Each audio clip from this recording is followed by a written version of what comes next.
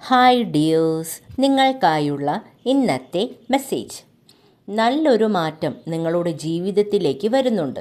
അവ സ്വീകരിക്കുക. ഇപ്പോൾ നിങ്ങൾ വിചാരിക്കുന്നുണ്ടാകും ഇതൊക്കെ കുറേ കേട്ടതാണ് എന്ന്.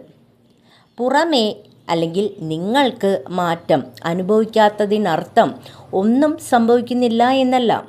അതുപോലെ ചില സമയത്ത് നിങ്ങൾ ആഗ്രഹിക്കുന്ന മാറ്റം ആദ്യം നിങ്ങൾ സ്വീകരിച്ച് നിങ്ങളിൽ തന്നെ മാറ്റം വരുത്തണം.